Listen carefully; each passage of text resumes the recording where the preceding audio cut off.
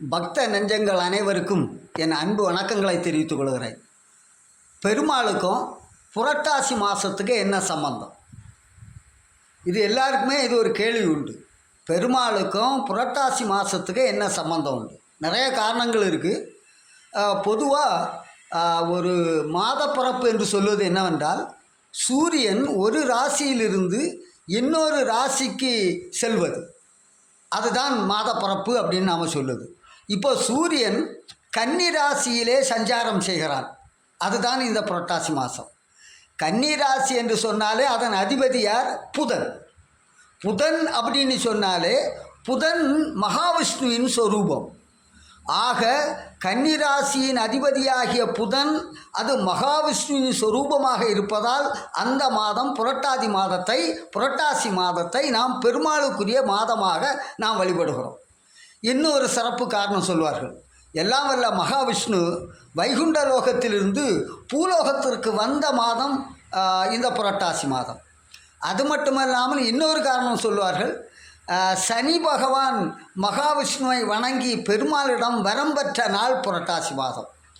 இதெல்லாம் விட்டுருவோம். இதெல்லாம் விட மிகப்பெரிய விஷயம் ஒன்று இருக்குது. இன்றைக்கி லௌகீக வாழ்க்கையில் வாழ்ந்துட்டு இருக்கக்கூடிய நம்ம மாதிரிப்பட்டவங்களுக்குடைய மிகப்பெரிய பிரச்சனை எதுன்னா பித்ருக்களின் தோஷம்.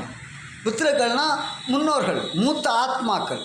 இவருடைய தோஷம்னா அந்த தோஷம் நீங்குவதற்குரிய மாதம் புரட்டாசி மாதமா? ஏன்னா இந்த பித்ருக்களின் தோஷம் நீங்கி நமக்கு அருள் செய்யக்கூடிய நலன் தரக்கூடிய மகாலய அமாவாசை நாள் இந்த புரட்டாசி மாதத்திலே தான் வருகிறது.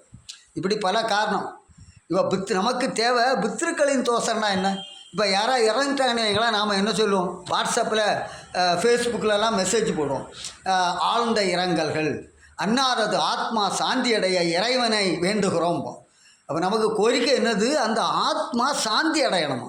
அப்போ அர்த்தம் என்ன? சாந்தி அடையக்கூடிய ஒரு ஆத்மா இருக்கிறது என்றால் சாந்தி அடையாத ஆத்மாவும் இருக்கு இல்லையா? அப்போ அதான் இப்போ ஒரு ஆத்மா சாந்தி அடையுதுன்னா அர்த்தம் என்ன? இறைவனடி சேருது. இறைவனடி சேர்ந்து விட்டாலே அந்த ஆத்மா தெய்வாம்ச நிலை பொருந்துகிறது. அது பித்ருவாக அது அந்த வம்சங்களுக்கு, அந்த குடும்பங்களுக்கு நலன் செய்யும். குலதெய்வம் மாதிரி நலம் செய்யும். இறைவனடி சேராத ஆத்மா சாந்தி அடையவில்லை, அதைத்தான் பேய் பிசாசு என்று சொல்லுகிறோம். அது தொந்தரவு பண்ணும். அப்போது யாராவது இறந்து போனால் கூட அந்த ஆத்மா இறைவனடி சேர வேண்டும். அப்போன்னா அது மகோன்னத நிலை. அதே போல் தான் நாம் உயிரோடு இருக்கானே ஒரு மனுஷன், நாம் உயிரோடு இருக்கிற மனுஷன் கூட அவன் மனம், எண்ணம், உள்ளம் எல்லாம் இறைவனை நினைத்தால், அவன் ஆத்திகனாக ஆன்மீக சிந்தனையோடு இருந்தால், அவன் யோகியாக, ஞானியாக, ஒரு மகானாக, ஒரு மனிதத்துவ புனிதனாக மதிக்கப்படுவான்.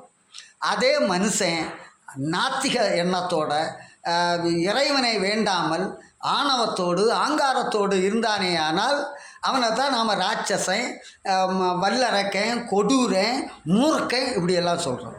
அப்போ அர்த்தம் என்ன? நல்லா புரிஞ்சுக்கணும். ஒரு ஆத்மா இறந்த நிலையிலே ஒரு உடலை விட்டு பிரிந்த ஆத்மா கூட இறைவனடியை சேர்ந்தால்தான் சாந்தி அடைகிறது. பித்ருக்களின் மக்களுக்கு பலனளிக்கக்கூடிய தெய்வாம்சம் பொருந்துகிறது. அதே போலத்தான் உயிரோடு இருக்கக்கூடிய மனிதனுடைய அந்த ஆத்மாவும் இறைவனை நினைந்தால் நற்பயன் கிடைக்கும். அப்போ அந்த பித்ருக்களின் தோஷத்தை தீர்க்க வேண்டும் என்பதற்காகத்தான் புதன்கிழமை பெருமாளை நாம் மிக முக்கியமாக வழிபாடு செய்கிறோம். இப்போ வேறு ஒன்று வேண்டாம், கொட்டாரத்தில் ராமர் கோயில் மாதிரி எங்களுடைய அகஸ்தீஸ்வரம் ஊரிலே ஸ்ரீராமர் கோயில் இருக்கிறது.